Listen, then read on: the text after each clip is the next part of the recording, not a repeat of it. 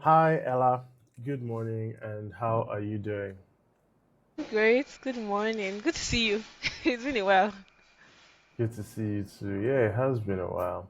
So, we'll go straight into the conversation. You are an oil and gas professional. Before we go into talking about the industry, I want you to take us back right to the beginning. How did you end up in oil and gas? And was it always the plan for you? This is a very long story I'm about to ask for, Sana. No, we And, have time. Don't worry. Go ahead.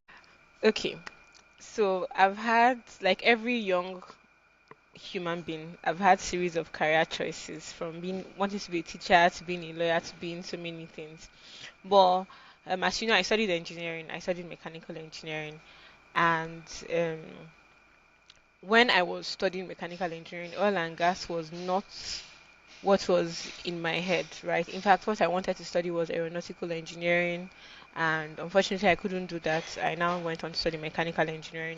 And when I was in school, I would say that for a bit is I'm being modest. For quite some time, I was confused as to what am I going to do this engineering degree, use this engineering degree for, right?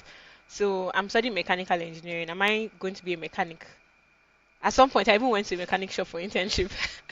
Am I going to be a mechanic?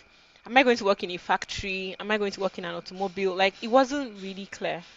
And it also affected my approach towards academics because you know how the Nigerian curriculum is. It's not like they are making education interesting, right? So I was confused and I didn't understand what I was in. But everything changed when I went for internship. So I worked in an EPC company as an intern. And EPC, they are providing services to the oil and gas. So I wasn't in mainstream oil and gas, but EPC. So I saw how things were, and first of all, I saw like engineering being applied firsthand, and I got really interested and I wanted to take it seriously. Then when I go back to school, beyond that, I had a family friend that studied engineering and he used to tell me how much there is to earn in oil and gas, but I did not really reason it like that. Then when I did my internship, I heard that they were paying quality engineers a lot of money. Then it was a few hundreds of thousands. I was like, wow, this is good money. Oh. I was like, okay, I'll take it seriously.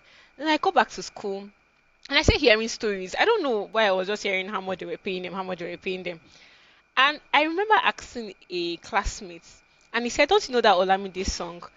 If no be blood money, nah." I can't remember the lyrics, but it was something like, "If no be blood money, nah oil and gas money." So I was like, "Ah, they pay them well." So I joined SP. I became serious, and I was like, "I'm going to work in oil and gas," and I started working towards it in essence. And when you even think of it, Seth, the application of engineering in Nigeria in itself is mostly in oil and gas or construction. So yeah, that's how I got here. That's interesting. I like that you mentioned SPE, and that means that you were actually intentional about it from the beginning. In my own journey, I didn't think I would. If I actively did not want to work in oil and gas because I did my internship in NLNG, and I thought I would always go into being a more creative type of person, right? But I guess full circle, I've come back to be making these videos now.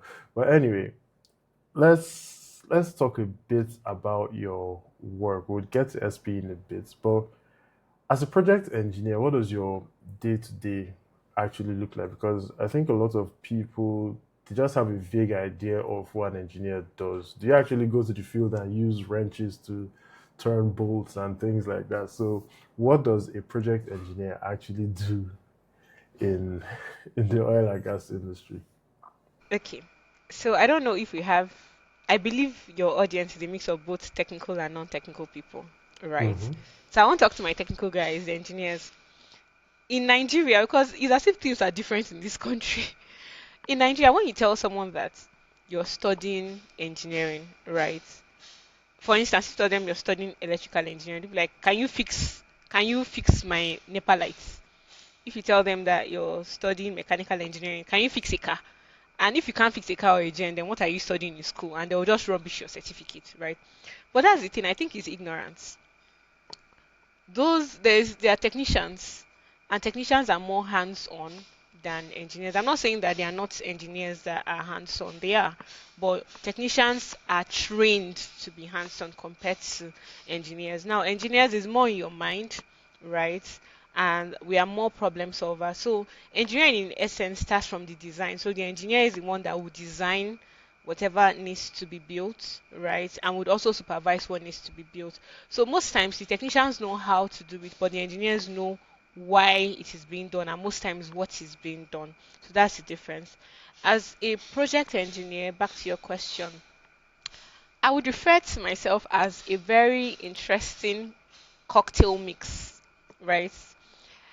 Because I am not just representing one engineering discipline. I'm representing all the engineering discipline. And I can't be biased to one, even though my background is mechanical. Because when you need to build a project, particularly in oil and gas, even in construction, you need more than one kind of engineer. Let's say in oil and gas now, the kinds of engineers you will need a process engineers. For those of us that do not know, process engineers are primarily chemical engineers, right? Then you would also need an instrumentation engineer, to design and install those safeguards so we don't blow up things. You will need a mechanical engineer, you will need electrical, you will need materials engineering, you need quality to ensure that everything is according to standards. And you also need civil engineers. People don't know that civil engineers are very much needed in the oil and gas industry, very in high demand. So those are the people that you would need, right? And everyone speaks his own language. The mechanical engineers, I mean, they are saying what they know. They are talking about the piping class, right? And the instrument engineers, they are going to be talking about the alarm systems and the controls. The material engineers will be talking about the kind of steel you want to use to build, right? But somebody needs to be able to coordinate all these people so that they are speaking one language. So that is the work of the project engineer. You understand the projects end to end. Key focus on understand the project, because if you don't understand the projects, you're already set up for failure. So you understand the projects end to end. You understand the technical bit of the project. At least you should have an idea of what each engineering discipline needs to bring to the table and ensure that they bring those things on time. And for those of us that are trained as engineers, you're trained to do things optimally. So you ensure that the engineers, they don't go plate, they do the optimal things that need to be done, right? Because sometimes there's a new technology in town, right? So why should we use that technology? Will it cost us more? If it will cost us more, what are the trade-offs? Then that's the technical bit.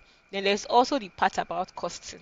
So you also need to manage and work with the project services guys to ensure that the project is done within the within budget, right? What has been budgeted for the project, and that's why you also need to manage your technical guys, because sometimes they want to include a valve that doesn't need to be there, and you need to really question why that valve should be there. Else you would do something that is not economically viable. Then you have your schedule. I work with a planner, and we need to ensure that the project, we have a timeline, and as you already know, if you don't meet your OSD means your on-stream date, right? If you don't meet your project schedule and it extends, it will cost you more money and you'll also lose more money. Value per day, you're supposed to be selling oil or gas. So that is gas that you're not selling. So you need to ensure that everything is done within time and according to quality too. So that's basically me. And I also try to manage non-technical risk, right? We're in an interesting climb.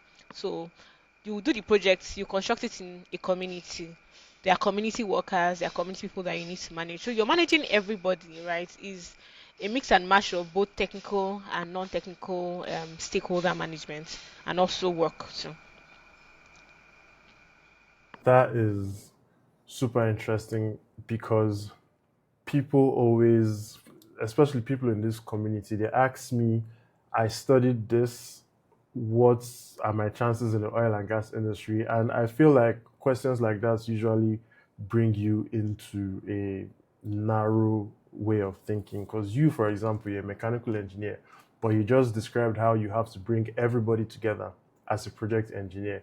You talked about how civil engineering is really important in the industry, and I'm sure that you have at least a good understanding of what a civil engineer is supposed to do as part of the project, what the process engineer is supposed to do as part of the project, right? So what you studied in school shouldn't limit how you think about your contribution to the industry, right? We have people that majority of the community they are trying to either break in to the oil and gas industry or progress. So I want to ask you a question. What was the hardest part of your first year as a fresh, well, I say graduate because you joined through the graduate recruitment program. So what was your the hardest part of your first year? What do you think? What do you think that would be? Wow. I'm thinking of how to articulate it, and I think Sona, you may also relate to what I'm about to say is understanding what exactly you need to do. That was for me my biggest. And I'm going to bring it down, not just to myself, but to anybody working anywhere, both in EPC and whatnot. You're a grad, right? You're coming out of school.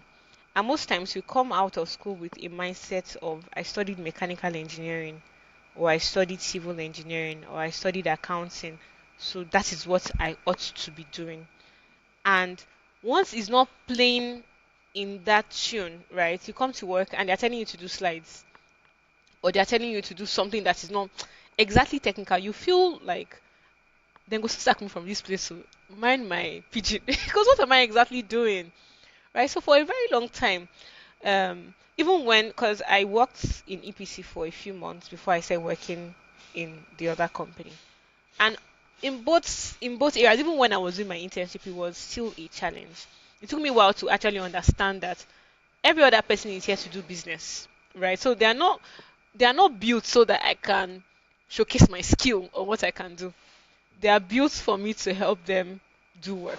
You get, and whatever the work is, I need to do it. So that understanding was a challenge for me. So when I came to for my first year, it was what exactly am I doing? I know that you have employed me and whatnot, but what am I doing, right? So that was my biggest challenge. I like I like that you say that you come in and the things that you expect to see might not be exactly what you end up seeing.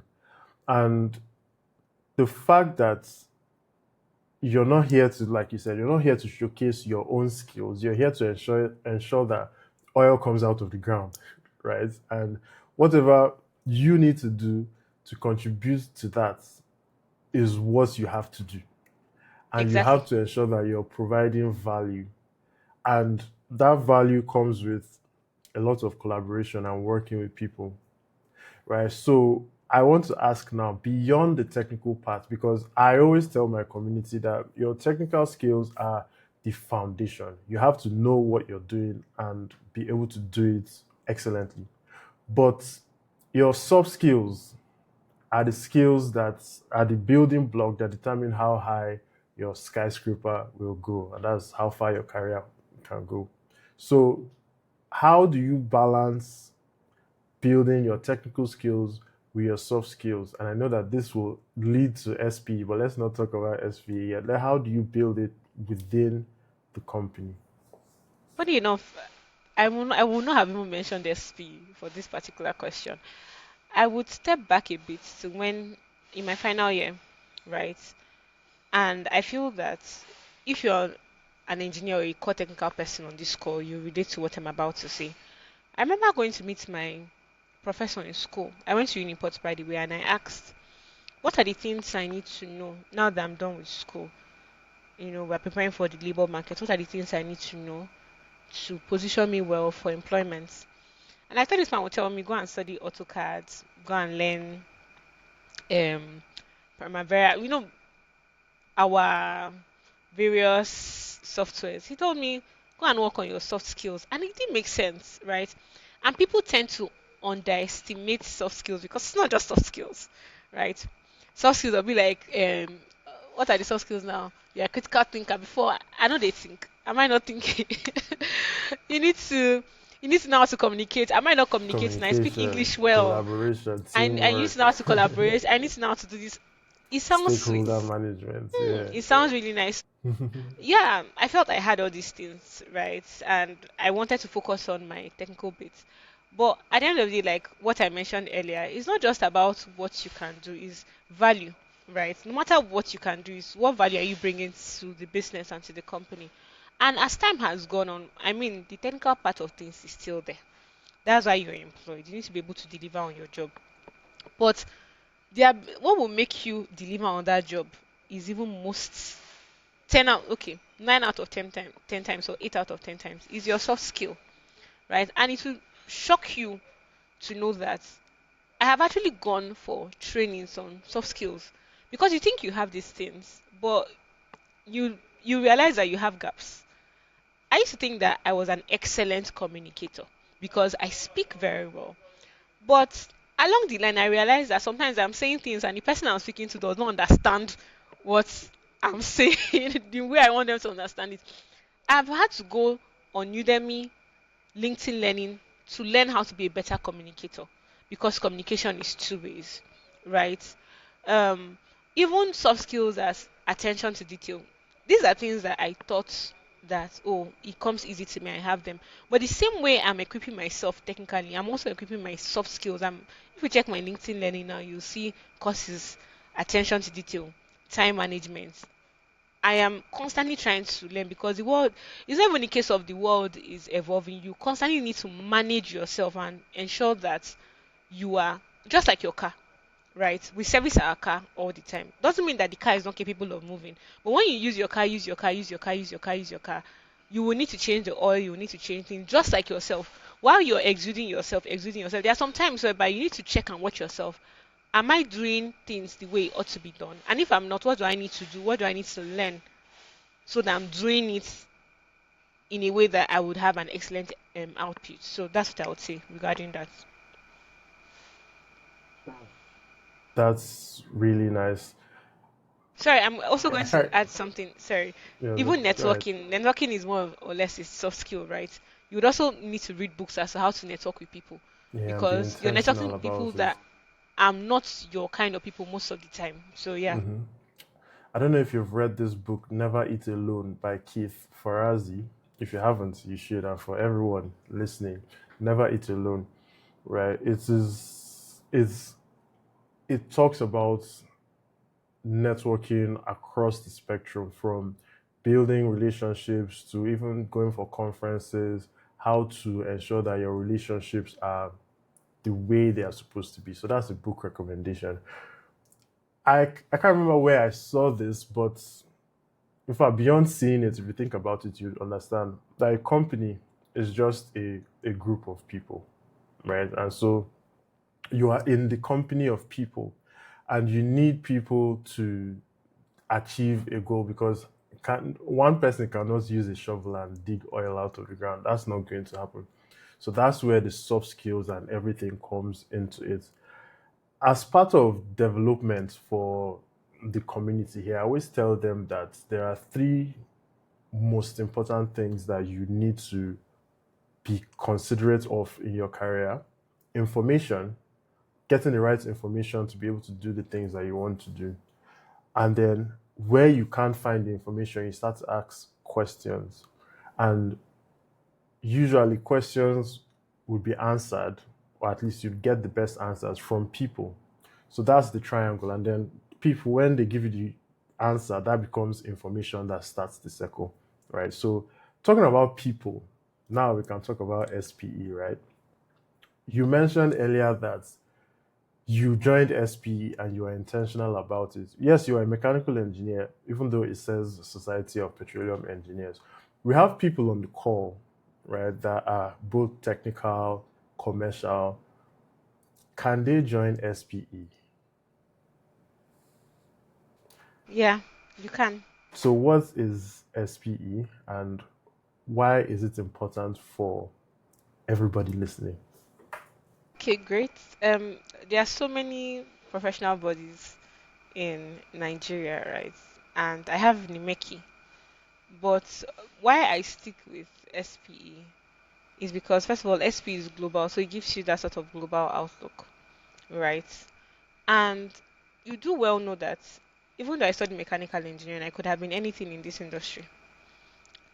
I could have been a wells engineer. My senior colleague from school, she's a wells engineer.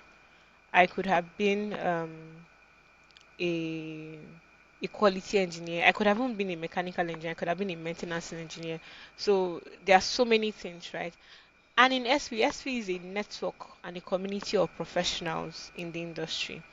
That's different kinds of professionals, whether you're in technical or non-technical. As long as you have interest in the oil and gas industry, I think SP is the place for you to be, because you get to not just, I'll talk about networking, but not just network with people. Let's even start from the information part.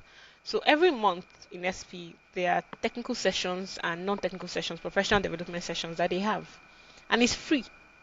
And you listen to people and you gain their perspective. That's how you grow, right? And they are committed to doing it every month. At least I'm in Port Harcourt section. We do it every month, and I'm sure it's the same for other places. There are also conferences where you can attend at a subsidized rate, and you tend to learn things that, even though they are not things that are related to your primary work.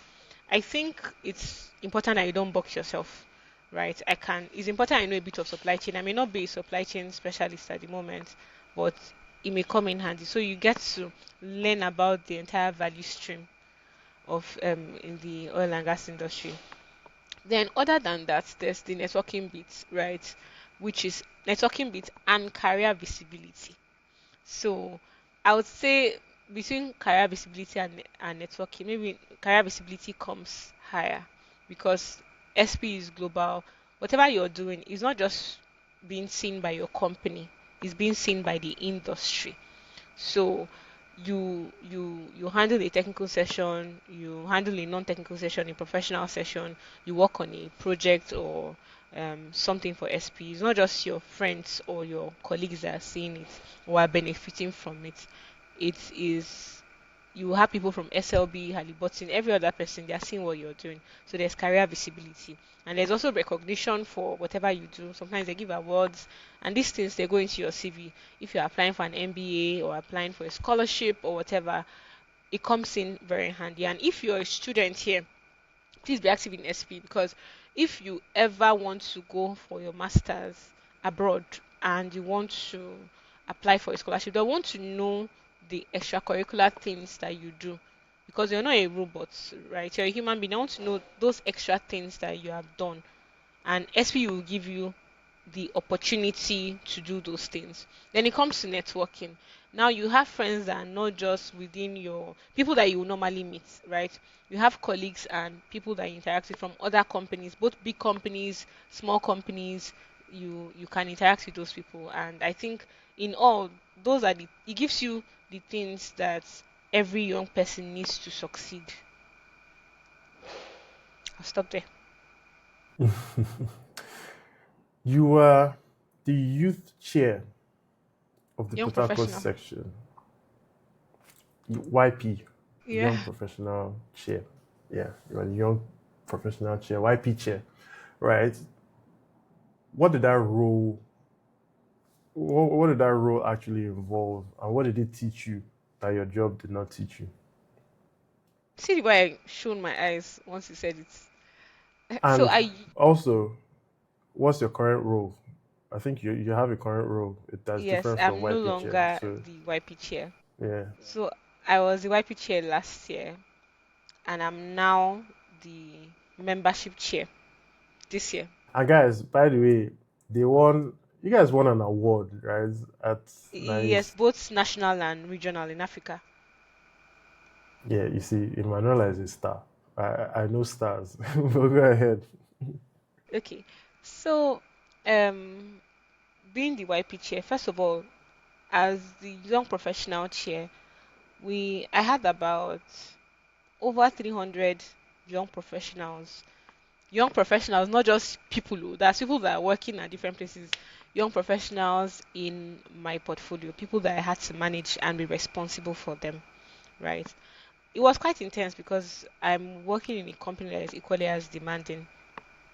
So in as the YP chair, responsible for their technical and professional development, that I have to consciously sit and think, what's what events or what session or what project can we put out that will benefit young professionals? What are the gaps that a young professional may have? Maybe we did surveys at some point. Okay, what gaps do you have? How can we close that gap? right? Also create opportunities for them to network and opportunities for them to get both internship opportunities. I've used opportunities so many times. Okay. So at some point I had to even speak with people that we have young professionals that are not working per se, right? Had to network with owners of companies to solicit for internship positions for some young professionals. I mean, because you're an SP member doesn't mean that you get a job, right? But if peradventure you know another SP member that may have a position, you have to say, okay, we have some YPs, right? And they can do XYZ. So many times I had to recommend young professionals that so many I can't even- so many times maybe someone can reach out to me because I was a YP chair. Someone from Total, from Shell, we have an opening from different companies. We have an opening and we need XYZ young professional. Can you recommend? And they have to trust my judgment that I know people that can, fit into that. And trusting my judgment in that, I have to even recommend someone that has sense, that would actually do the work and is competent. I mean, I'm recommending them doesn't mean they'll get the job, but they will do the interview and that's it. I just needed to recommend. So, aside that, to um, also put people in a position where they can also develop their own leadership skills, right? So I had people working with me, people that are assigned responsibilities to develop their skills. So it was quite an interesting one. Above all, the things that I learned most as a young professional, as the YP chair rather, was time management, because you have to manage your time for you to be able to deliver. If you don't manage your time, you would mess up. So time management so that I can do both my 9 to 5 and this other extracurricular work. Then also networking and communication, right? Communicating with people and they need to understand your vision and what you want to achieve. Because so now I can tell you to raise your hand. I didn't tell you what hand to raise. So if I'm working with somebody and we need to achieve a goal and I'm the one that has it in my head, I need to be able to communicate to every other person working with me that, guys, this is what we need to achieve and this is how we need to achieve it in a clear manner that they also understand. So I learned how to communicate better. I also learned networking. Like I mentioned, at this point I had to be talking to almost everybody, right? Sometimes you need to put in word for another YP, right? For different reasons. Maybe a training came up and we need to source for sponsorship for some people to get those trainings so that they can upskill. You have to look for that money. Oh. Right? And it may not come from your pocket. I mean, you're not their mother or their father. Sometimes it will come from your pocket, but you get what I mean. You have to know how to convince and say, please, your company should come and sponsor XYZ, right? And this is why you should sponsor it. And we also had like charity programs that we did. I mean, there was a school for special needs children, children that couldn't hear, and they didn't have a science teacher, and that was like our charity project that we did. So we installed first of all the you know how it is. It was a government school, no fan, no electricity. We installed solar panels for them, and since they didn't have like science teachers, they had youth corpers, right? We installed a visual learning, a smart screen in essence. That screen contained science modules that were in a manner that these students can learn science courses, chemistry, biology, whatever it is, physics, in a manner that was suitable for their disability. So that was what I did, and funding needed to come for that. So that was what I was doing as IPCHA most of the time. That sounds like the work of a superhero. Right. It sounds really good. And it actually crosses, it has a lot of parallels with what we're doing in this community. Maybe I should consider becoming YP chair of SP. How Yeah, do you you. become the Y? How do you become the YP chair? Just How does that happen? we'll talk after now. No problem, no problem. So what's this? This will be the last question before we start taking questions from the audience. But what does thriving in oil and gas look like? And I'll tell you guys something.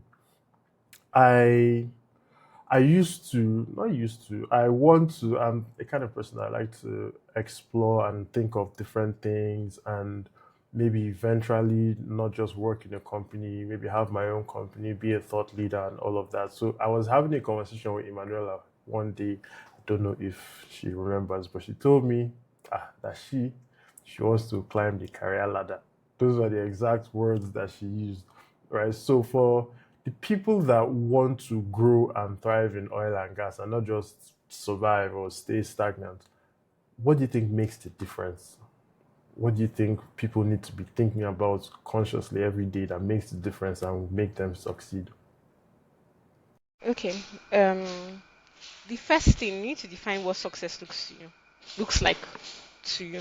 You need to have your own definition of success, not another person's definition of success, because real life is not easy. It's tough, right?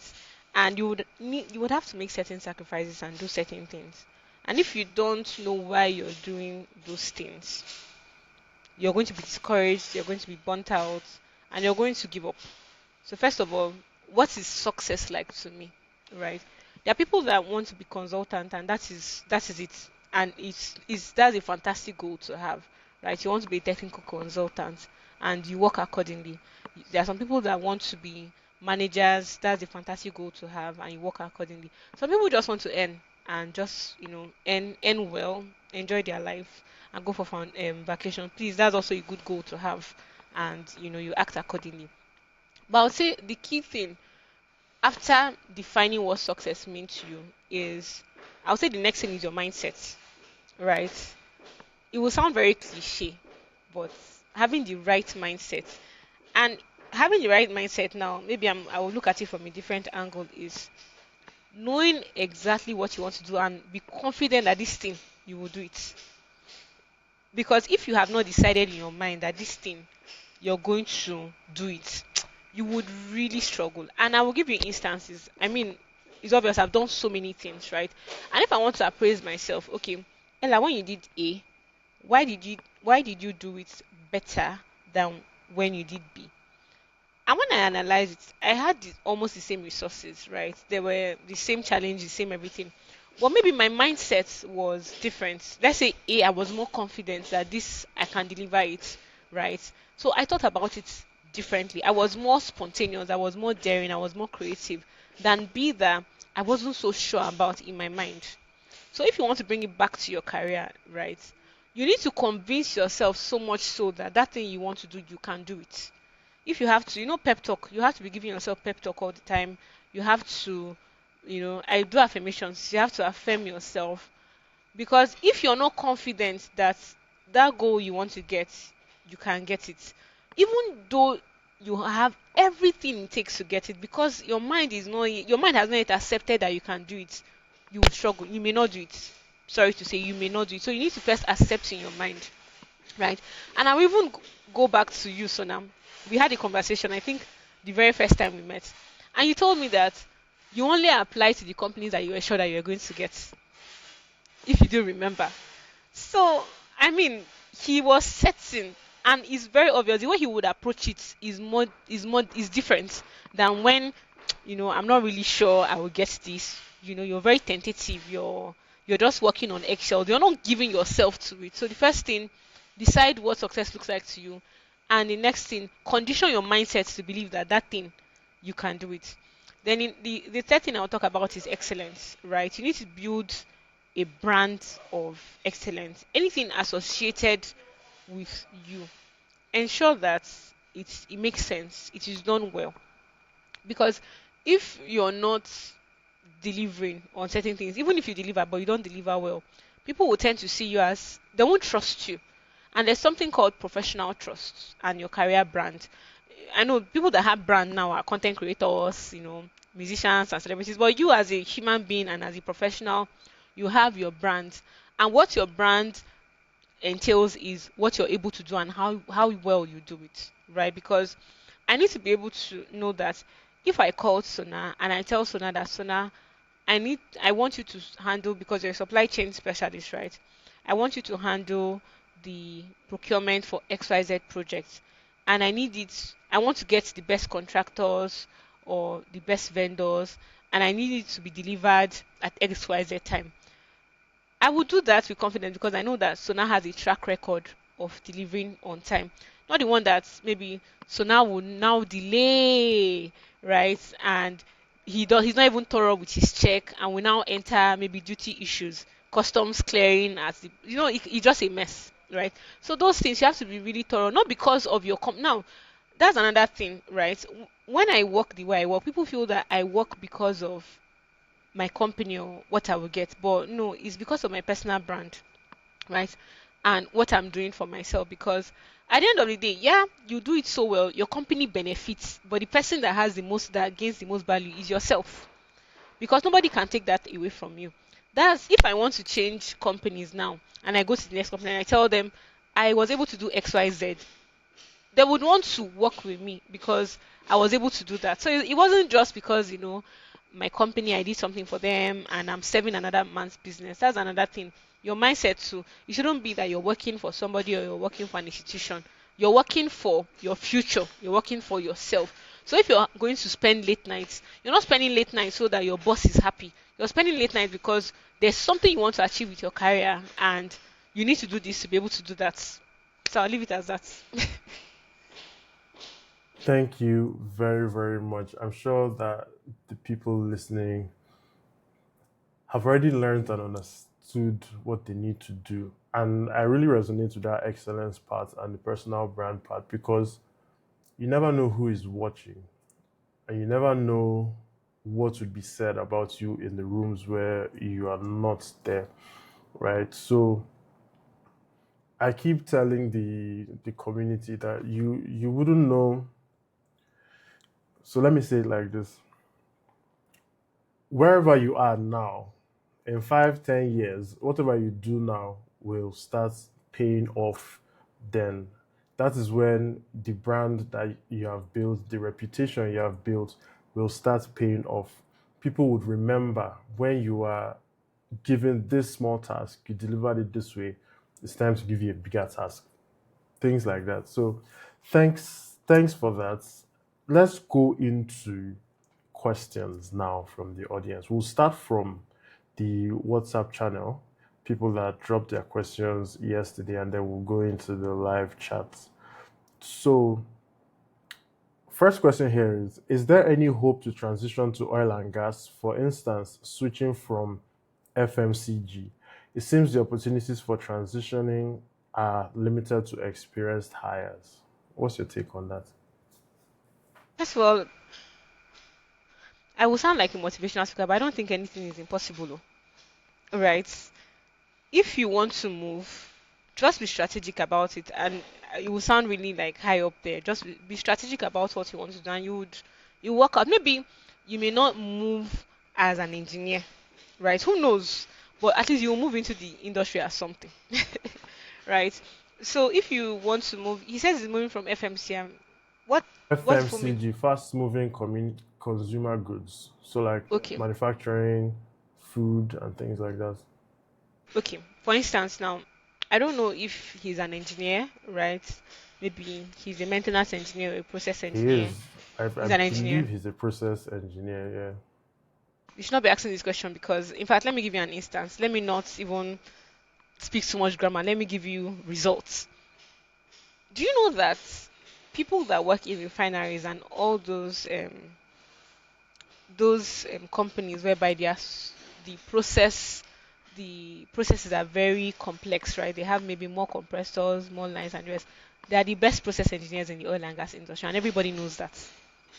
And everybody knows that. I have colleagues that have come here from Coca-Cola. Most of them, people that have come in yeah. from Indorama. Yes, Coca-Cola, right? I can't. It's Coca-Cola that comes to mind because there's even someone that comes. I know more than 3 people that have worked in Coca-Cola that are working as engineers here.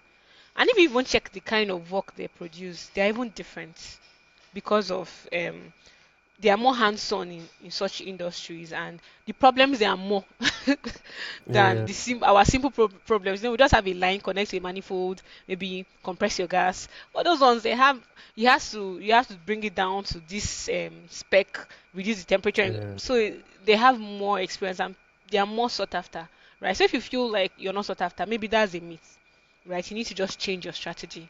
So, for instance, now if you want to move to engineering, why are you not in SPE? Come and join SPE. You will see people there. Right. You may not join the IOCs just yet. In fact, let me even bust your brain. There is a lecturer that is working in your company now, as I can't remember, I think a process engineer also. He has been a lecturer in photo for a very long time. In fact, he was on the board in SPE. He's not a young person, no. He was working in government as a lecturer for such a long time, right? Next thing I saw on LinkedIn, he's now working for your company as staff. So never say never, or just be strategic, right? Join the right community, because if you want to be in oil and gas and people, your professional connect is FM, fast moving consumer. Sorry, I don't know the name, but that's you are not going anywhere because you are not you are not hanging around people that are where you want to go to, right? So you have to be very intentional about it, and also join sessions, join oil and gas sessions. You may not understand what they are saying, but I promise you, it will stick to your brain. You may not know when you will say, what, but we should be using XYZ valve, or maybe we should be using casing for the wells, right? Because you have just put yourself in that position. So, join a society like SPE, join oil and gas trainings. There are so many of them that you don't need to pay for. So during those sessions, you don't understand what they are saying. Please sit down there and just be there. You may not understand, but trust me, your subconscious is assimilating it.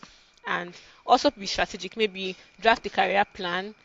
Um, and another thing I'm also going to add: look out for, maybe you can do a gap analysis. If you know anybody in oil and gas that is doing something similar to what you're doing, ask them what they do and compare it with what you're doing now. What do I need to know? What do I need to learn that would bring me to this person's level? Right. So those are the strategic things that you need to do. But never say never. Yeah, networking, surrounding yourself with what you want to become. Join SPE, listen, learn about the applications of what you are doing because a lot of these skills are transferable, to be honest. I don't know how many roles in oil and gas are actually only existent in oil and gas. They are probably not plenty, right? If they exist. So it's always transferable, but you need to be surrounding yourself with that. If you want to catch a disease, if you want to catch COVID, go to where COVID people are, right? So that's really what that is. So this next question, I don't even think you need to answer it. I'll answer it. So the requirements for graduate training roles are usually first class and 2-1. But in reality, do graduates with 2-1 really have a chance? And what could increase their chances, or rather, what could they do that would make them be considered just as first class? Very simple answer. Me, I finished with a 2-1, and I it think will it's not two hold on me back. two. Two is 2-1. There's I don't want to say there's no difference between first class and 2-1. Obviously, there is, but don't think about it too much. That is not what is holding you back. Maybe consider what else could be your gap, but it's not 2-1. For people with 2-2, I think, Emanuela, for 2-2, what would you advise people with 2-2? Because actually, a lot of the times, the requirements are 2-1 and first class. So, what's your advice for them? Okay, sorry, I beat around the bush a lot, and I'm going to beat around the bush now. So now I have a presentation with some interns coming to the company, and there's something that you told me that your dad told you, and is on my slide. So school teaches you how to learn. How to learn. Yeah. Yes, and people know this, right? There are people that I know. There's someone I know that is my mentor, that is working for Heritage Oil, and he graduated with tutu mechanical engineering. So yeah, for graduate training rules for maybe a company like NLNG, Shell, Total, they may be very strict and tell you that if you don't have a 2-1 or a first class, you cannot get it. Rightly so. But there are some other companies that don't really care, right? Not because they just want to employ every anyhow person, but as long as they see the qualities, you're someone that likes to learn, you're a quick learner, you're you're humble, you're hardworking, they will employ you, right? And you build competence and you gain experience. Then when you gain experience, you now apply to those big companies with your experience. At that point, they're not looking at your certificate. They want to know, can you do it? So Yeah. yeah. Yeah. And maybe a master's, right? If you really think that, because the most important thing is your confidence. The thing that I notice about people that graduated with a 2-2, they lack confidence because they think that that is holding them back. So if you really feel like you want to do something about it, do a master's. But like Emanuela said, I don't think that should hold you back. You can apply for jobs in other companies. There are two ways to enter the industry: graduate recruitment or experience hire. Most people, it might look like because you are young now, everybody's getting a graduate trainee role. The truth is that most people that enter the industry enter through the experience hire Okay. route. A lot of them are people who are contract staff that crossed over, people that are working in other industries that a requirement for their specific skills came up and they crossed over. So don't think that your story ends because you saw a job posting and the age limit is 26 or 28 and then you're older than that and you think your life is over. It is not at all, please. Right? Let me see. Uh, this is for SP. Can only graduates of petroleum engineering register for it? No, right? Anybody. Can accountants join SPE? My account officer was on the board of SPE in, I think, around 2021. She works in Zenny Bank for whatever reason. I've asked her to come and tell us because I said, "Is that beneficial to you?" She said, "Yes." So I said, "Okay, how so?" So she's a banker and she's a member of SP, solid member of SP. So there's a question here. This will be the last one I'll talk about, but I think we've already answered it, but I'll just mention it. Looking back at your early career, what was the one skill or decision that accelerated your growth the fastest? And what do you wish you had done differently? And also, what do you advise a young professional should do differently to stand out? So, do you want to add any, maybe just one line or something? So many things in one question. But I would say what I should have done differently if I ever have to go and do it again. I would have been more confident. I would have had a change of mindset because thank God for the mercies of God and the grace of God, I was able to, thrive. But at the end of the day, I feel like if I was more confident and if I was more sure of myself, I would have done more than what or my output would have been better. So yeah, I would be more confident. Then the things that helped me, that's part of the question, right? Things that helped me. Yeah, one skill or decision that accelerated your growth. Okay, one skill suggestion that I said in my growth. um, so I would say, can I say three things? Yeah, go ahead. Okay. So the first one is mentorship, right? I have a mentor at work, and I've had so many hurdles that so many um things that I don't understand how to come out of, right? Sometimes maybe on the project or maybe non-technical related, and I ask her, and she shout out to my mentor and she would tell me how to do it. Sometimes she would help me draft a mail to, sort out that issue. So having a mentor is really key, particularly a good mentor, right? Is really important. So yeah, get a mentor. Then the second thing is that I know that really helped me, right? Is don't sleep on your friends. Some people, when it comes to networking, some people are very much focused on the big people up there, right? Those people are very busy, they don't have your time. But you know your friends, they are your friends, right? Let me give you an instance in even terms of like networking. Now, Sona is my friend, and Sona is also Tony Elumelu's friend. So you understand what I mean? So peradventure now, Tony doesn't know me. I don't know why. He knows Sona, but he doesn't know me, right? Let's say um I want to do something that requires him. If I go to meet him and I'm trying to network with him, it will take me like years of investment, when I mean social investment and whatnot, for him to even trust me or trust our relationship, right? But let's say I have a friend that has a better relationship with this person. Just a word of mouth from my friend to this high person can save me stress. But people, what young people typically do, they will not, they don't rate, we don't rate our friends, we don't rate people that are hustling with us. We're always looking for the big people, And right? chasing chasing the Yes, people always like chasing, yourself. but your friends don't sleep on them. Even beyond that, self. When I was applying to the companies I was applying to, I was applying because my friends were applying and we prepared together, right? They'll tell me what they are doing because we're on the same level. They know what we need to know at this level.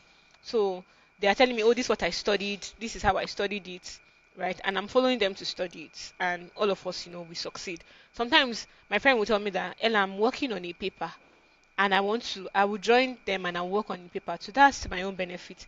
Now, someone that is very big, right? They are too busy and they're thinking of, okay, this person is coming, how can this person be of help to me? What value can this person bring to me? But your age mate is not really thinking that. Or your peer, let me not use age mates. Then the second thing is the value mindset. Wherever you go to, right? And this has helped me.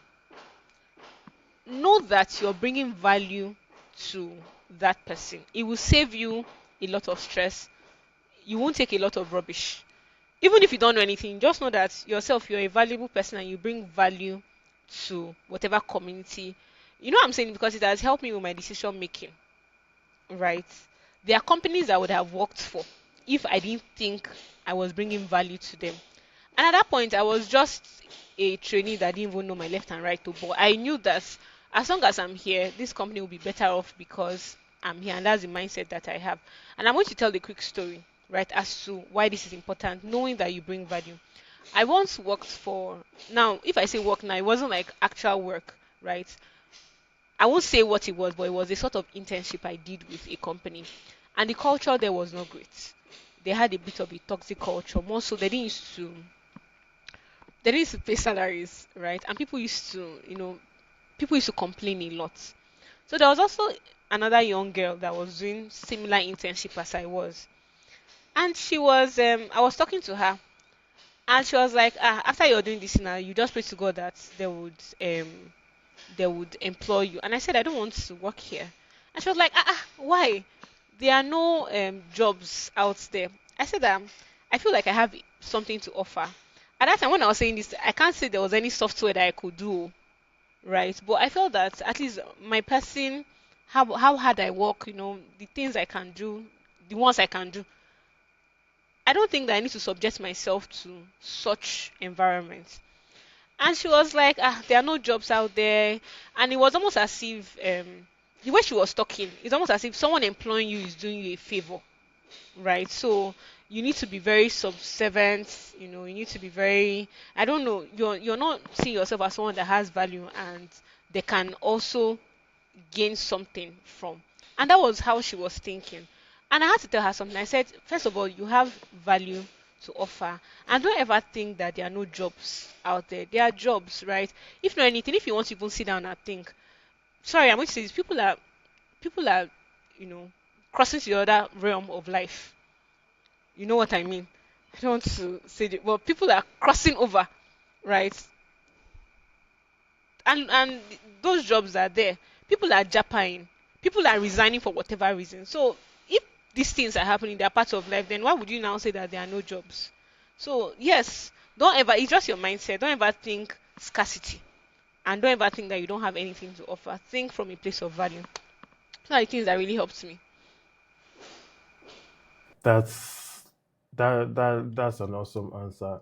And I just want to comment on one thing when you talked about friends. Don't look down on your friends or how important your friends are. I went to the SPE Lagos Energy Week and I met some of the members of this community. And I said something to them. I told them that all of the people, because the audience there was mostly young people, right? And I told them that all of these people here in the next 5, 10, 15 years, these are going to be the GMs, these are the leaders, these are the people that will be in positions to help you. So just like you mentioned, your friend can know somebody that can be of value. If you start, so for example, they would go to conferences like that and they're trying to maybe talk to the companies or they want to talk to the speaker and then they forget about the people that are there just like them, right? And the relationships you build in the struggle, those are the strongest relationships because when everybody blows, nobody's trying to meet new people. They are looking for the people that struggled with them, right? That understand. But if you did not build that relationship, for example, when Emanuela becomes MD, I know she wants to become MD. When Emanuela becomes MD, I will know the MD. I will know the MD, right? So that's really, and fun fact, me and Emanuela we joined together, and Emanuela was the first person that I met. She was the first, like very first person we met. We did our medicals on the first day, so she was the first person I had a conversation with. And you know something funny? She told me that she got an invite from another top company as well that went to her spam, and she and she missed it, and only God knows the kind of life you'd have, like I'm telling you you, I have still think lived a of it. different experience, right?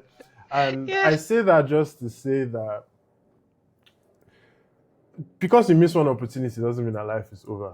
Right? It doesn't mean that everything is gone. There was somebody that met me at that event that I went for, and she talked about how she missed an internship with Seplat, and she feels bad. I think she was supposed to do her masters, but then the masters didn't work out, and she didn't go for the internship, and she feels bad. And I said, "Why would you feel bad?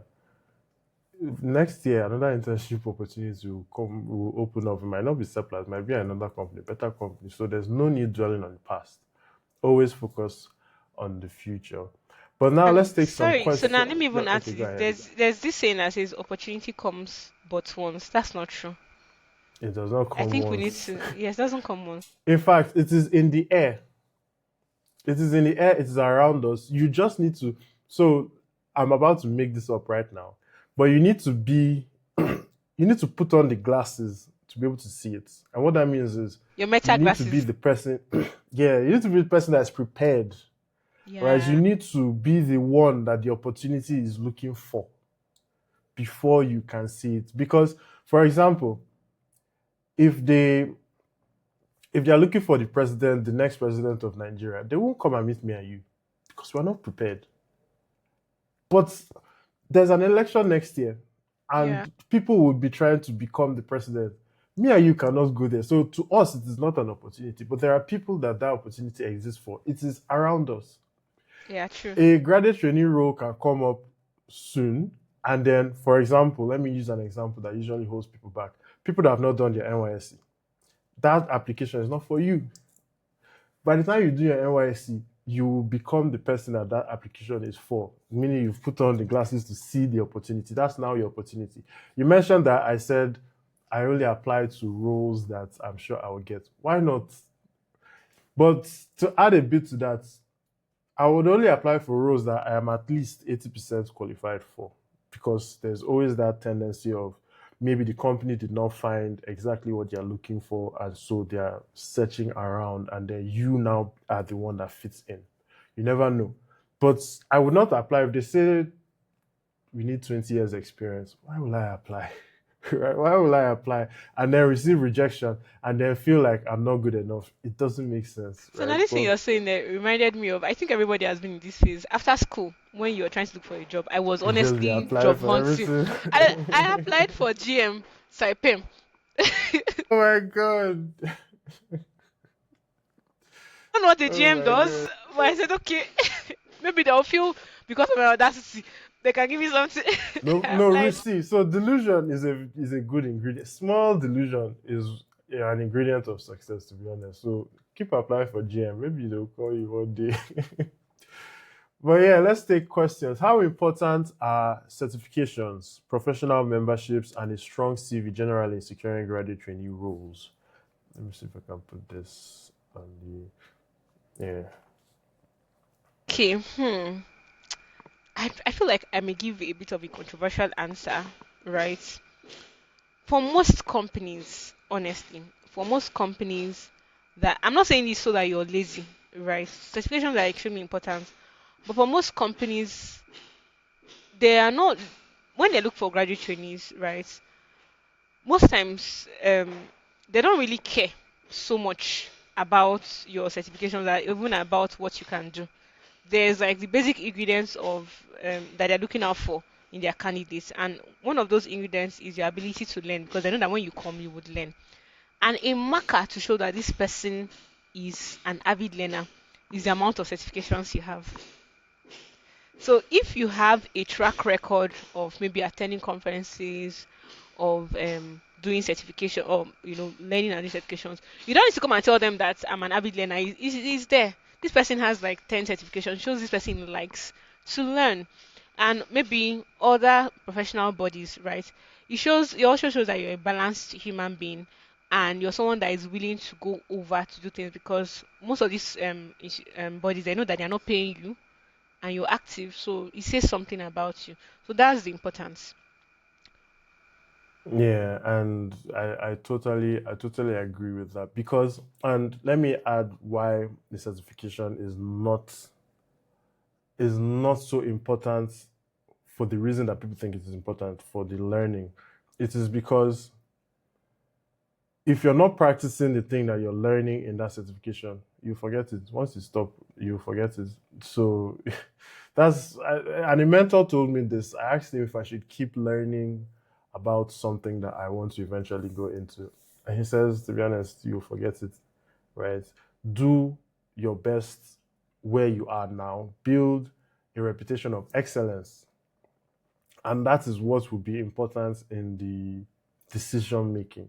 So just like you said, the certification is only a proof that you like to learn. You learn by yourself, and so they can trust you that when you come in, you will also learn. Same with professional bodies. You like to build relationships and network.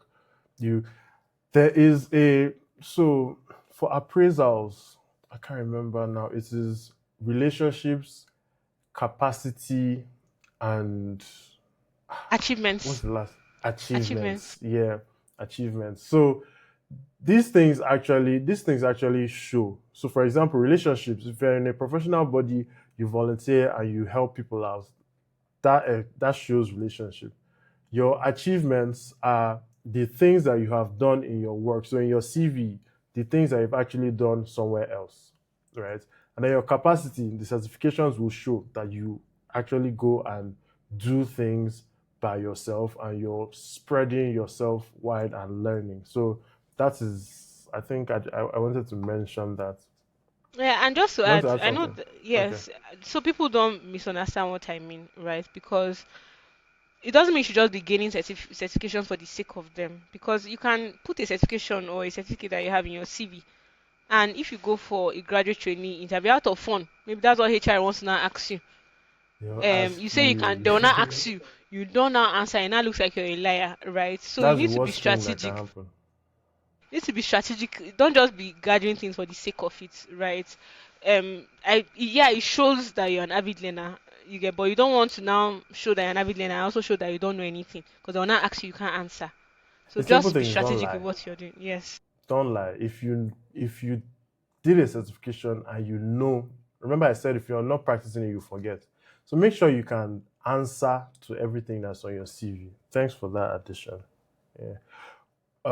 What competencies and skills do you need to develop to become a senior project engineer? In the I oil just and entered gas. the role though. To become now, you just To became. So be- okay, so the company that Sona works for and I used to work for, they made it very easy for us. So we have like a competence framework that shows what you need to have to become a senior or anything at all. There are key competencies that you need to have. So for a project engineer, you need to understand contracting and procurement. You need to know how to manage risk, both project risk, technical, HSC, quality risk. You need to know engineering, at least the foundational engineering, very important. You need to understand engineering design, right? You need to know key requirements for your project, how to manage costs, and how to manage schedule. You need to know how to. I feel like I'm saying a lot of up things, but I hope you understand. You need to also know how to manage changes on projects. You just can't change anything on project because you feel like it or because things are not working the way you want them to. You need to know how to start up, how to do commissioning and startup. You need to know how to do detailed engineering, both, yeah, detailed engineering and execution. You need to understand construction. So as last year it was very strategic. Last year I went to the field, and I was on the field for for quite some time because of construction job. So you can't say you're doing project engineering, you don't have any construction experience. So those are the key things, more or less. Thank you, Tyrell. I hope that helps. And you people should connect with Emmanuel on LinkedIn and send her messages. If she answers you, it's your luck. I don't used to You text. know, That's it. that's if it It's not doesn't. because of anything, just because I struggle to text. No, it's no. I don't. I'm not. I don't mean you like you will not answer. I just mean generally because people. It's when you reach out to people, assume that 1,000 other people are reaching out to them Ah, as yes. well. It is not easy to respond to everyone, right? And it's something I'm struggling. I have 3,000 DMs. I have 3,000. It's not a joke. So Baba. it's crazy. It's crazy. That's wild. Yeah, that's why I do. So that's actually why I do these connects and calls so that people can come and ask their questions sharp sharp and we move, right? But the next question is what competencies and skills do you need to develop to become a supply chain analyst in the oil and gas industry? Okay. So let me tell you, right? There are in supply chain is I am a contract manager, so that's contracting and procurement. That's under supply chain. In supply chain, there's demand planning, there is sourcing and request, so that's the actual procurement and contracting. Then there's inventory management, warehousing. So you need to have a basic understanding of, and then there's logistics. So how you move things around. So there's land, marine, aviation. You need to have an understanding of all of these things. Demand planning is when is a material needed on site. Contracting and procurement is do I need a contract for a service or do I need to procure the material? Those are the things you need to think about. Then inventory management is in the warehouse. You need to be able to keep materials that are needed, but not too much. But you also don't need to have too little to the point that you'll pay for a warehouse that is massive but underutilized. So warehouse utilization. Then logistics. You need to make sure that this is called material. So material is different from material, A and E. Material is everything that can be moved. Material is just a physical thing. So you need to be able to move material that includes people, information, anything that needs to move through land, marine, and aviation to make sure that it is exactly where it needs to be. And specifically in Nigeria, there is the local content implication of things where the country is trying to build local capacity. It is peculiar to Nigeria in oil and gas. I think there are some other countries that do that as well, like Malaysia. I know Malaysia has local content. These are things that you need to understand. And this is the first time I'm saying it in public, but I want to start like a small cohort where I will teach people supply chain. It's going to be called Dracovant Academy. So you guys, if you're on the WhatsApp channel, don't worry, more information coming soon. It will be like a 5 week program where once every weekend we'll talk about different topics. I'll share with you guys once there's more information on that. So the next question is this person is a project manager. How do I transition to becoming a project engineer without an engineering background?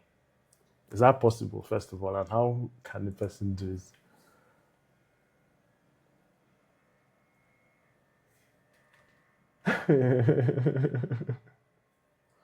So, to be honest, right? Maybe you don't have it's, you need to, even if you don't have like an engineering academic background, but you need to have like engineering experience. Experience, yeah. Yes, because if you don't, it's engineering that we are doing at the end of the day. So if you don't have that, contractors would mess you up. They'll do things you don't. I mean, you may not be the one doing the job, but you need to understand what they are doing. And if you don't understand what they are doing, you can't lead the team. So yeah, you need to have engineering experience to say the least. Yeah. The next question is I will be an engineer in a few months. What career advice would you give me? I think I can answer this one. So it is Congratulations, by the really, way. right, congratulations. It is really about how fast can you start doing things? How fast can you get your hands on work, on experience, so that because you only be hired based on what you can do for the company. The company would want you to come and solve the problem. For a graduate recruit, yes, they will teach you what you need to do, but you also need to have they from your CV they want to get a sense of okay, these are the things that you tend to do. Fun fact, I studied mechanical engineering. I never practiced mechanical engineering. Once my first job, actually my first two jobs were supply chain related. The first one was purely procurement and supply chain. The second one was in retail, inventory management and things like that. So on my CV, when I applied for my job, even though I'm a mechanical engineer, I wrote supply chain professional, right? And that is how I got a supply chain role as a mechanical engineer. So you need to, it's actually the thing that you are doing that will determine how far, like what you can do next, right? So keep that in mind. And then if you want to transition, like me, for example, I'm actively working on a transition. I am already immersing myself in the things that that new space involves learning so that when the opportunity comes, I am not a fresh person. I am already doing the things that they expect there. Okay, next question. Good morning, Ma. I'm a student of Futo, currently my 400 level preparing for my internship. Please, what skills and steps do I need to build myself up? So this is specifically for internships. How can somebody be successful in an internship? It's just apply, No, no, right? I no. maybe In the internship. okay In the during the internship. internship. During the internship, whoosh, Yeah. there are so many things that you can do. The I was working on a presentation I told you last night for Mm-hmm. interns that come to the company, right? Now I know that you for interns you need to show a certain level of professionalism. Yeah. You don't have work experience, but show a certain level of professionalism. That's come to work early. Don't be tardy, right? Even the kind of languages that you use, um sorry, try to use proper language, proper corporate lingua, at least to a certain extent. Nobody's expecting heaven and earth from you, but at least don't be the worst person. Look presentable at all times. You will not be wearing slippers to your place of internship, right? So look presentable. I'm not saying you should be wearing suit, oh. Be going to, but at least look nice, right? Don't look in a manner that people's eyes are hurt or are affected. For ladies, try to dress, body positivity and all, but you want to look appropriate. You wouldn't want to wear like crop tops or come to work without any undergarments, right? It sort of puts you in a particular space in the corporate world. Then at least show willingness to learn, even if you have to pretend that you want to show. Always ask questions, show willingness to learn.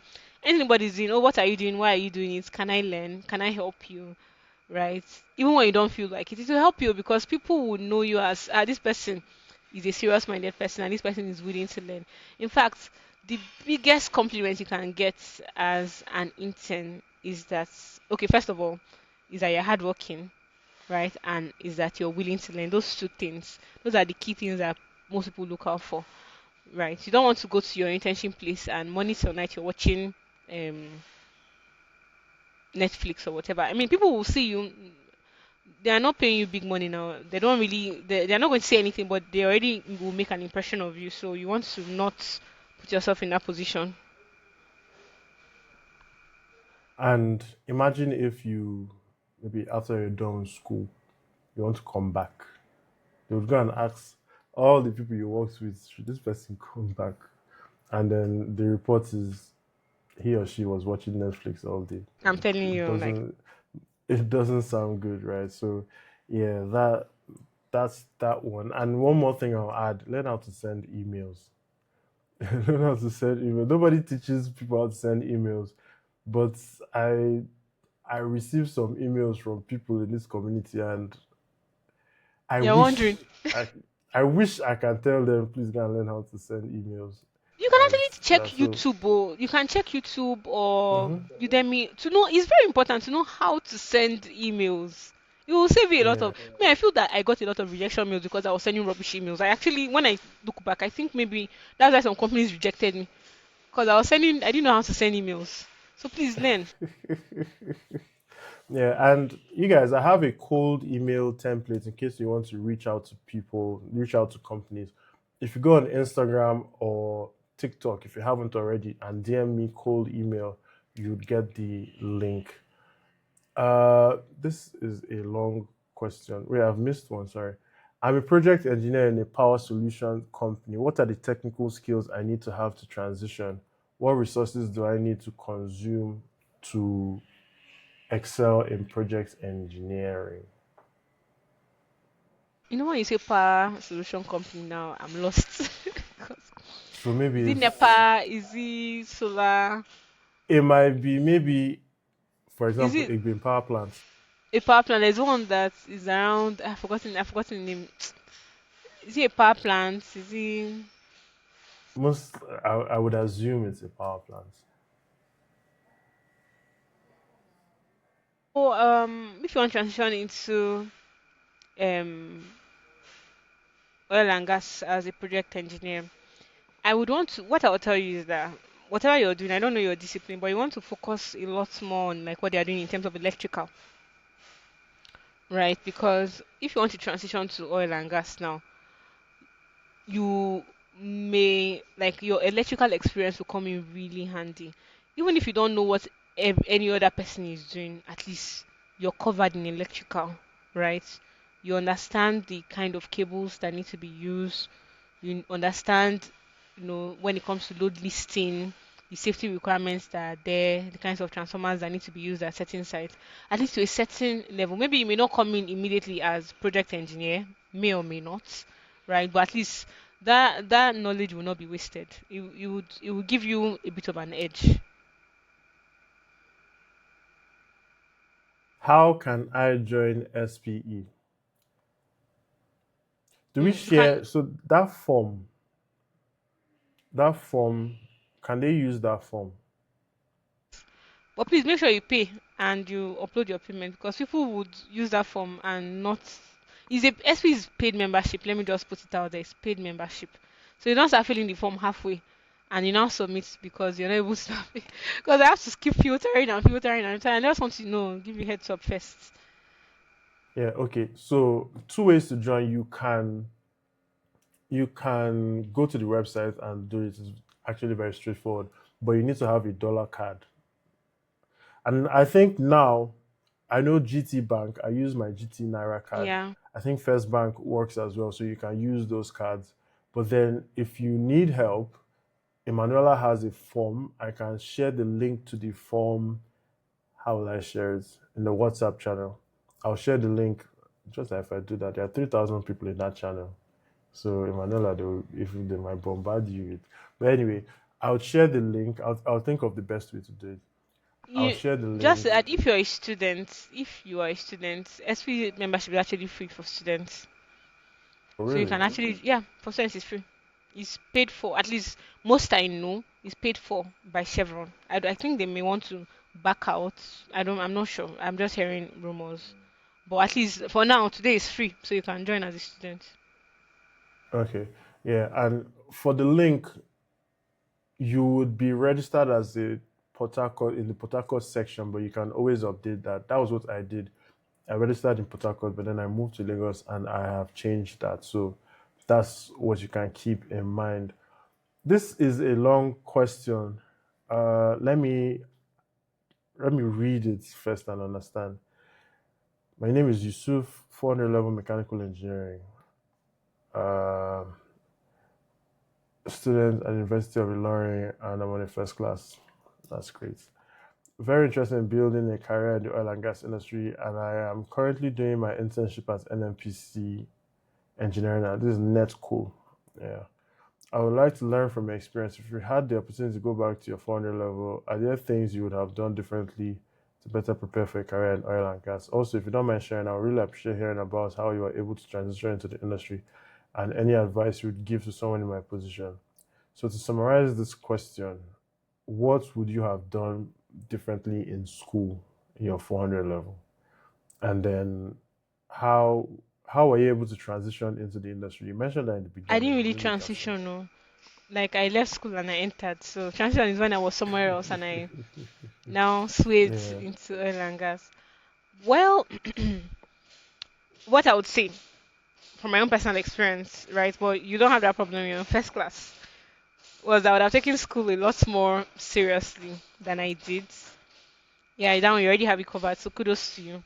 But what I would now say, other than that, and not just for um, not just transition, but for professional credibility and all. Please, right now you're about to write your final year project, right? Publish it. That's something I didn't do. I wish I did. Publish your projects. This is not just for your career, for it gives you opportunity. Like if you want to go to do masters, whatever you want to do, having papers gives you some sort of technical credibility. So you can write more papers instead of just focusing on your undergraduate project. Write more papers. In fact, right now you're in a company, right? Ask, meet your colleagues there. Tell them that, sir, do you want to write a paper? And SPE actually allows students to present papers, as many as you want to present. So it doesn't need to be so crazy.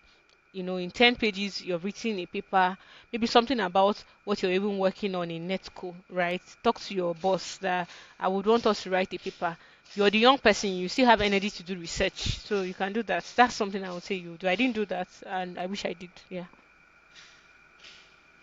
That is a good one. Uh, someone says you should lend them the audacity you used to apply for a GM role. Okay. Upon completing school as a computer engineer, is there a possibility of applying to a desired company as a volunteer? Does that work and is it feasible? So I think yes, right? And application is two ways. You can wait for the application to open up and you apply. You can also reach out to companies. That's the cold email I was talking about. And it works for some people. I have people in this community that have reached out to companies and they are able to get a role. Also, if you attend events like the SP events, for example, the Lagos Energy Week that I went for, some of the companies that were there, they do take interns and NYSC coppers. So we've been talking about SPE, but that just demonstrates the value of SPE being around the environment where these opportunities exist, and it becomes a whole lot easier than trying to go alone. I don't know if you want to add anything, Ella. So for this person is a computer engineering graduate, right? And I think in Mm-hmm. terms of computer engineers or computer software people is a bit different from us that do a lot more hardcore hardware because you can start working on certain projects. I don't know if you want to go into software or hardware. I'm not in that space, but there are certain things that you can do, right? Because I know that if you're submitting your CV, you also need to submit your portfolio. So yeah, you can start working on little projects. If you want to volunteer for, you can. I think for them, they can't. You can't just go to a company and just say, oh, you want to just apply and work. At least they need you to be able to do a certain, even maybe not at master level or even intermediate, but at least you're able to do something to a certain extent. So can you code? Can you code with Python or C sharp or whatever? So you need to check those things. So you're not just. I know I give you for audacity for value, and those ones are also important. Yeah, okay. I think this person probably asked a question before. Following up on my question, how do I get these engineering experiences? Do I take a course? You can take a course, but the course is not what will give you the experience. So the steps that you can go: course slash certification, projects, and then actual experience. So volunteering or whatever it is. Look for how that volunteering is the most important thing because that's the most valuable thing on your CV, right? The actual work that you have done. So if you want to gain experience, look for where you can work. And people overthink this work thing because Emanuela said that you said you worked at a mechanic workshop at That's some exactly what point. I was going to say. Because when people want to, they're looking for the big companies, right? Yeah, like They're everywhere. Like you can, don't look down on them, guys. my first job, I always tell the community, my salary was 60,000 naira, and That's even a lot of money, so the now at that time, that's a lot of money. Oh. and yeah, that was the supply chain work that I was doing, and the company office was just one very small with two tables, and but I was learning. As long as you are learning, don't look down on, because that's what helped me write supply chain professional. I didn't bring it from the air; it was from that 60K job, and it helps me get to where I am now. So don't look down on And nobody will come opportunity. and, like you said, nobody will come and ask you what was the company like, right? They're more interested in your experience. Exactly. So nobody will want to check Hmm. the was it a posh mechanic? Sorry, I'm using mechanic. Was it a posh? In fact, you can even write supply chain specialist if you're even working in your mother's store. We're even talking about Exactly. store. You Right. could have written it. Hmm. This next question: graduated in material science and engineering. It seems the opportunities for us are very limited. Can you talk more on it in transitioning to oil and gas? It's not limited, though, but Emmanuel can answer. Yeah, it's not limited, right? Um, there's so many things that you can do. There's asset integrity, there's corrosion management. You know, materials in the oil and gas industry. Okay, there's a part of material selection where you're trying to select the kind of materials that can be used, right? Then after selecting these materials they don't last forever. Oh. You have to protect them against corrosion. So yeah, what you can do now while you're waiting for a job is there's NACE, NACE. I've forgotten the full meaning, but that's a very strong body for people in your shoes. So please be active in NACE, right? I know they have like trainings. I don't know if they are paid for. I'm not a member of NACE, but be active in NACE, right? And also read papers. A lot of young people, we don't read papers as much. We need to be reading a lot more papers. There's something I said a long time ago. You can't be interested in an industry you know nothing about. So you can read blogs, read technical papers, listen to podcasts like this one. So yeah, there are things that you can do. And don't have a fixed mindset. Don't say if it's not materials and corrosion, I'm not going to do. Hmm. Yeah. Because if it's like that, me and Soda will be out of jobs. We're not doing what we studied in school.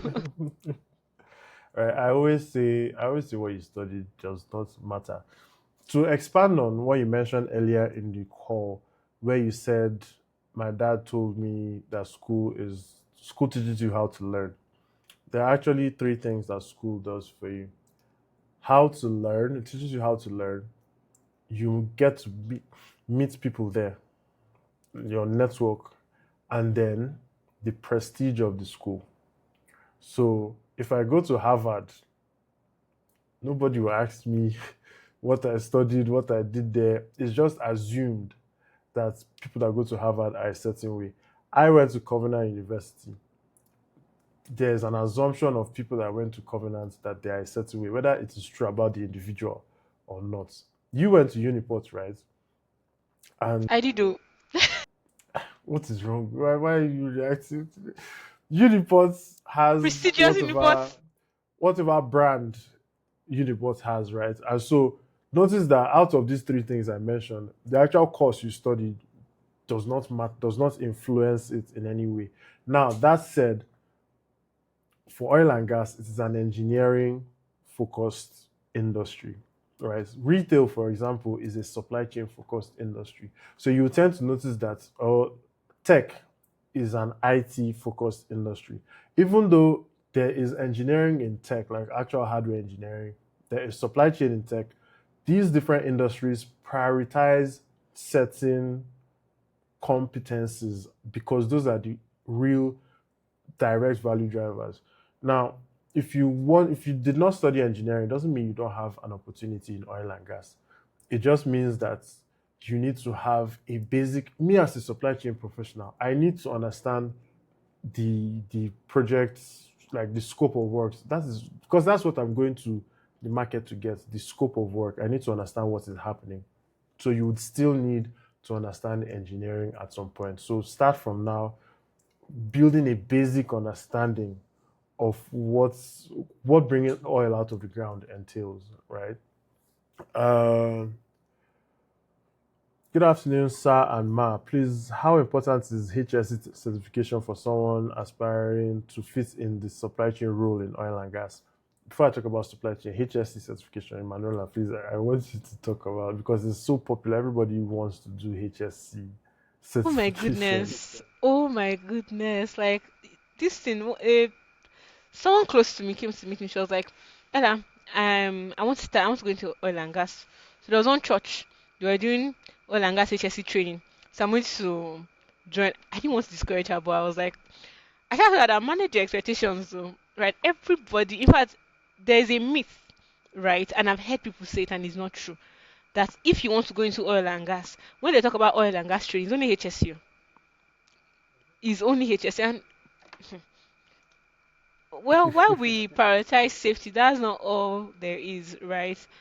And most times, to be very honest, when you do these HSC certifications and whatnot, what I'm about to say may be a bit controversial, but you most times you don't really enter like the big companies with those certifications. Should I get what I'm trying to say? Yeah, it is not the reason you'd get a Yeah. job like that. And It's most not of because those of HSE. certifications are not really credible enough, in my own opinion. They are not. Yeah, they're not. Those I don't know them, but I don't think they are solid enough, right, for like a proper HS role because HS is beyond telling somebody where your hard hats. Those people they do a lot of serious work. So, I mean, there's even if I'm even going to call any solid HSC certification is Nebosh. That's like one very solid HSC certification. But see those ones that they do in the corner, right? Someone just come and have like 1 week HSC and give people reflector jacket or PPE to do. I don't know. Kudos to you. I've not done it before, so I don't know what it entails. I don't want to cast I it. have. I have. I think it was it in school or maybe my first job? So I can't remember. I did something and I know that I knew that this thing that we've just done now is not relevant.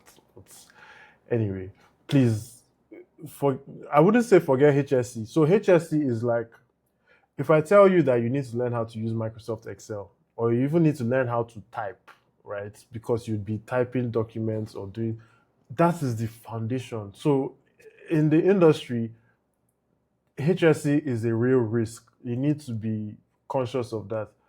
But that is not what you'll be doing day to day. Like Yeah, that is it is the foundation. Like it's the first thing. It's like learning how to read.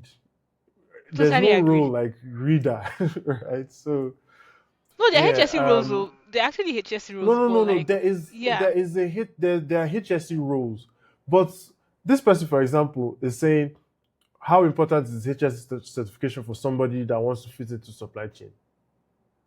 Most of the people that want to learn HSE don't want to be HSE professionals. They are learning it, thinking that it is a bridge to dead the industry. advantage. Yeah, it is. I don't know, but Yeah, I don't think it's let's move so much of a big on. deal. Let's move on from that. I want to up my skill and knowledge about procurement and I'm preparing for CIPS, but I'm a bit confused because I come across lots of videos and information about HSC, how important it is. Please, what is the importance of HSC? How is it going to advance my career? Okay, so it's the same question, right? Don't don't bother about HSC if you want to do supply chain. Don't bother about HSC. You can you can join the academy that I'm going to open up soon, right? And we'll talk about it. But don't stress yourself too much. And you're considering CIPS already. That's a good place to start. But while you are doing these certifications, remember that you need to have experience. Let me tell you, nobody's going to hire you because you have CIPS. They would hire you because you have supply chain experience, and then you would see in the job posting, CIPS is an added advantage. You would be it is better for you to have the experience and CIPS than only the experience. But having only CIPS will not get you a job. Understand the difference. And same applies to pretty much any other certification. You need to have the experience and then boost it with the certification. Um, as a graduate of psychology who currently works as a key account executive, but is really interested in oil and gas, can I also join SPE?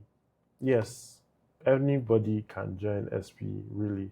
And once you join SPE, you start to see where you can come in, right? There's a whole lot of information that goes around in SPE, and when you start seeing, you start niching down into the thing. I think you guys in Port Harcourt just did. I don't know if you've done it, the well intervention No, it's summit next or week. something. It's on Tuesday Yeah, and Wednesday. things like that. So for people that are interested in things like that, you would see that there are site visits. You guys do site visits as well, right? For people, you get to see things. Once you're a member there, you start to see things that will be relevant across board, and then you can now pick what your interests are. Just to add, for these persons that study psychology, career opportunities for you in oil and gas. For not when I say mainstream, like not the IOCs, but you can do business development, right? You can do HR. You can also do finance. You can do supply chain. Corporate relations. You can do Hmm. corporate. I was going to Okay. say corporate relations. You can do corporate relations. So there are so many things that you can do. You can do branding. We have people that they pay to do branding. So yeah, those are the things that you can do. Opportunities for you. There are even document controllers. Even HSC too. There's even HSC. You can do HSC. Yes. The current CEO of is Midwestern, right? I Hello. don't know. Okay. Well, Elo is an engineer, but she was a She was HSC, GM GM HSC. So I just HSC. now Yes. I want to highlight that HSC is very relevant and It's people very do important make too. it there, right? Yeah. But you need to understand its Yeah, the key implication thing in is the industry. Yeah. understanding is yeah. Yeah.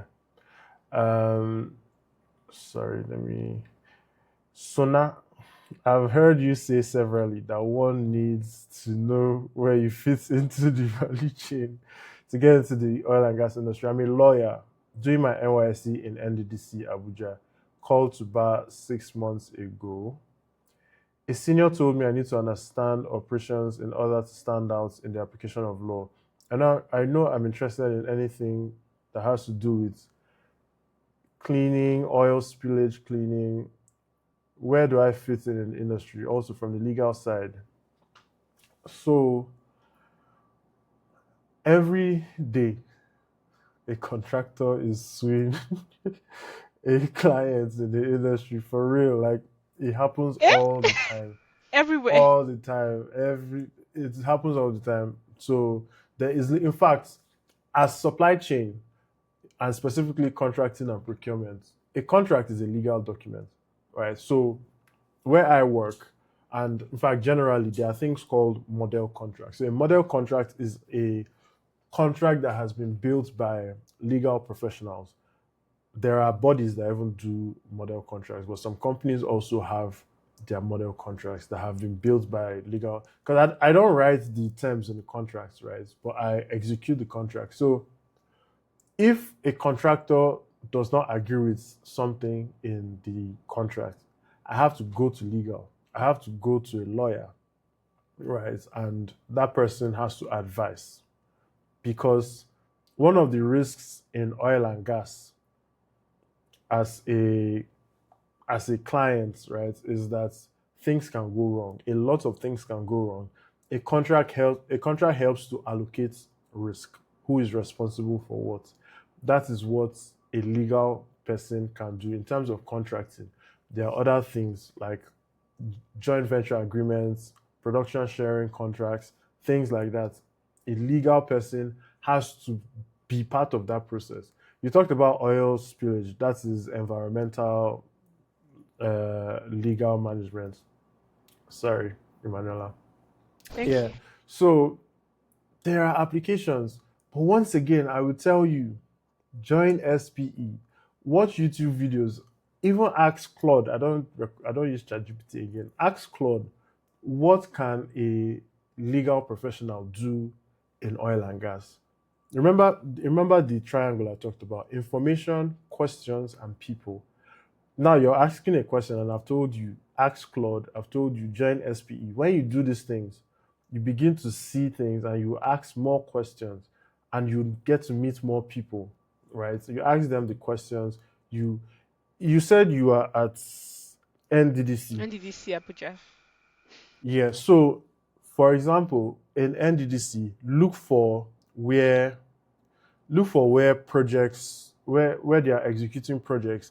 Ask about the contracts there, right? Because a project is a project. It's about inputs and outputs, right? Look for projects that are going on there and understand the legal framework. Because, for example, Emanuela is a project engineer. There's a contract between her company and the EPC company, right? And a legal professional has to be part of the contract management team. So there is a lot of application for legal in oil and gas. In fact, we cannot do anything without legal. Um, I'm missing this. The next question: industrial chemistry graduates, first class. Great. Do I need to delve into an engineering background, or go with my first degree? You don't need to become an engineer, right? You don't need to, but it depends on what your goals are, and maybe Manuela can add. Yeah, it depends on what your goals are. And there are also opportunities for people that studied in industrial chemistry. So I know people that studied physics, right, that are working in wells. Right, there was even a session yesterday in SP. I didn't join, and we are talking about like um something has to do with like microbiology, managing those things, right, when it comes to production. So for you, career opportunities, ask Claude, it will tell you. But from my own limited standpoint, career opportunities for you can go into production chemistry, which is a thing. That's what RAF does. Production Yeah. chemistry. Um, you can also do EIE, the environmental part. So we talked about oil spillage and all.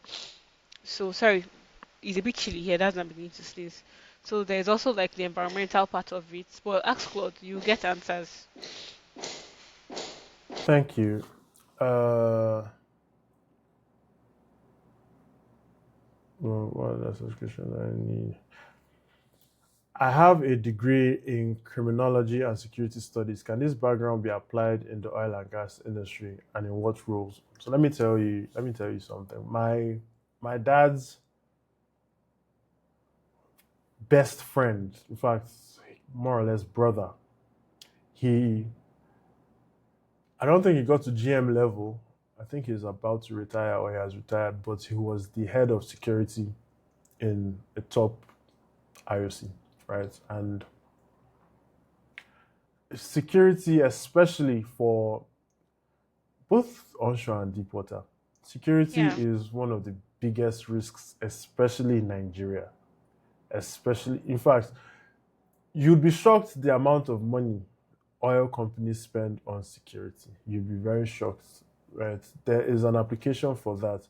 Now, do you know the best thing that you can do as a criminology and security graduate? Specialize in oil and gas security. Like, look for how you can immerse yourself in that space because everybody's looking for the engineering roles, the supply chain, the all the popular ones. I don't think I've heard anybody say I want to be a security professional in oil and gas, really. So just do that. Let's try and round up so that Emanuela can take some time off. And before we take any other question, let's just say a big thank you to Emanuela, right, for taking her time out to join us here. I love to attend well intervention, but it's paid. I'm already an SPE member. Are you in Port Harcourt? I think this is happening in Port Harcourt. Mm. You said something about joining the value chain. I studied information technology in school and I have been learning data science and machine learning. How do I venture into oil and gas? Mm, do you want to answer this? Yeah, you can go Yeah, ahead. so from most of these questions that I'm seeing, I think most of what I see is like lack of knowledge, right? Because we have OTC, IT people that manage, yeah, because IT is such a big deal in oil and gas. In fact, if I would even tell you to do anything if you're interested in cybersecurity, because we need to manage sensitive information, and a lot of information is web based now. So cybersecurity will be really great. What I will also advise you to do if you're interested in oil and gas, don't stay afar. There are people that are into IT in oil and gas. Find them. You can find them on LinkedIn and on social media. Please reach out to them. Try to understand what they do and what you need to know and what you need to have to be able to get to where they are. So yeah, that's what I would say for the IT person. It's just a lot of, I think there are a lot of like questions here that simple information can just respond to. Yeah, yeah. And that was the last question. Thank you very much, Ella, for spending time with us today. And for anyone that needs more information, you can send a message or you can send me an email. You can send a DM on TikTok or Instagram. You can connect with Emanuela on LinkedIn, right? Emanuela Agbo. You can connect with her. Let me Let me type it in the chat. Emanuela Agbo. Yeah. So you can connect with her and thank you very much for joining us. And we hope to see you again soon. I'm sure you'd Yeah, I love to have to come come. back. I mean, it was a Yeah. long time coming. Finally. Yeah, you guys, you actually, Emanuela is the first guest, first person I wanted to have as a guest on this connect, right? And because of scheduling, we couldn't make it work. So it's great to finally have her here. And also, Emanuela, just before we go, allow you'd see that it's uploading. So just allow it to upload, like leave your browser open so it uploads, right? And yeah, thank you very much, guys, and see you in 2 weeks. Bye.